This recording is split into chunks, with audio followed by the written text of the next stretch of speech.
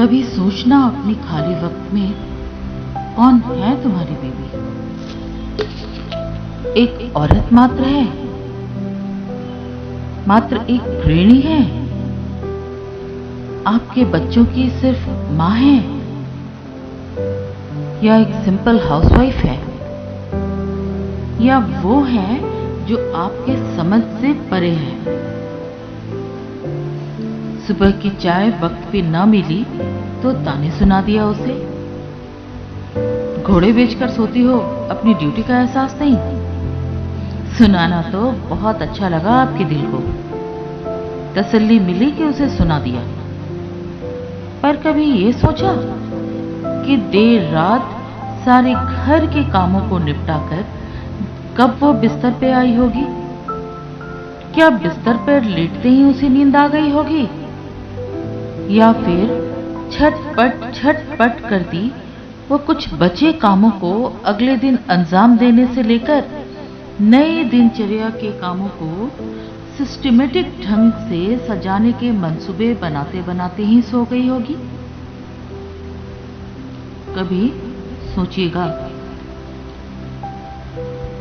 वो कहती है बनाने में घंटों लग जाते हैं और खाने में पल भर। हर सुबह वो किचन में जाती है, बड़े जतन से बनाती है।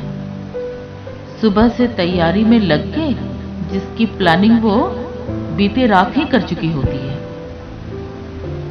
कभी कुछ धूप में सुखा के तो कभी कुछ पानी में भिगो के, कभी चाशनी सी मीठी तो कभी मसालेदार चटपटी, कभी खट्टी तो कभी बिल्कुल प्लेन।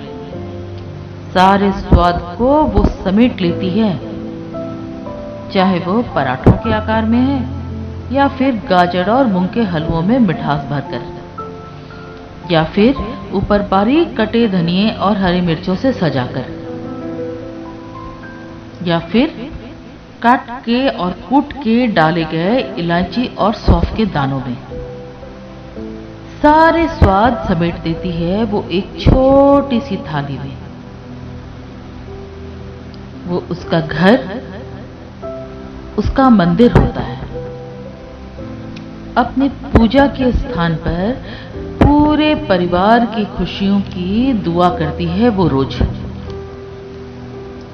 घर के हर शख्स की खुशियां तलाशती है वो, उन्हीं खुशियों में वो खुश हो जाती है।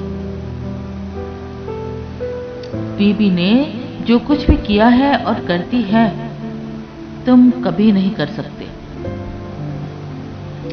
लोगों को टेबल पर रखे थाली में सिर्फ खाना ही दिखता है, पर नहीं दिखती किचन की वो गर्मी, उसका पसीना, उसके हाथों में गर्म तेल के पड़े छींटे, कटने के निशान, उसके कमर और पीठ का दर्द, उसके सफेद होते बाल, पैरों में सूजन। नहीं दिखती, कभी नहीं दिखती। दिखता है तो सिर्फ आज खाने में नमक कम है, आज खाने में तीखा ज्यादा है, आज तुमने तेल ज्यादा डाल दिए। कभी महसूस कीजिए उसके दुख और उनके तकलीफों को। कभी तो ध्यान से देखिए ना, उनकी छोटी सी दुनिया में एक परछाई नजर आएगी। ध्यान से देखिएगा, कोई न कोई उसकी छोटी सी दुनिया में तुम्हें दिखेगा जरूर। कभी तो उसके चेहरे में झलकती थकावट को महसूस करो, जो वो अपनी मुस्कुराहटों में छिपाई रहती है।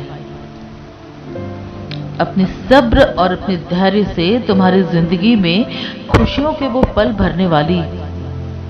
कभी तो उसके धैर्य की सीमा को महसूस करो, जो समेटी हुई मुस्कुरा रही है पिछले 25-30 सालों से, और देखते ही तुम्हें पूछेगी क्या चाहिए, तुरंत हो जाएगा।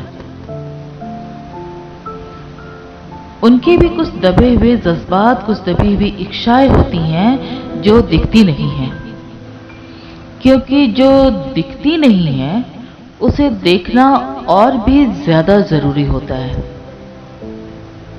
कभी उसके गैर मौजूदगी में उसके रसोई में जाइए और उसके बातों को सोचने पे आप मजबूर हो जाएंगे, क्योंकि उसने सिर्फ आपके घर को ही नहीं सजाया और न ही सिर्फ आपका खाना बनाया इतने सालों में, बल्कि तुम्हें बनाया है। गौर कीजिएगा, उसने तुम्हें बनाया है, तुम्हें एक पारिवारिक जिंदगी दी है, तुम्हारी जिंदगी को एक मुकाम दी है, खुद को मिटा के। पूरा घर बनाया है दिन रात मेहनत करके। बनाने में घंटों लगते हैं, खत्म एक बार ही हो जाती है। कभी सोचिएगा जरूर,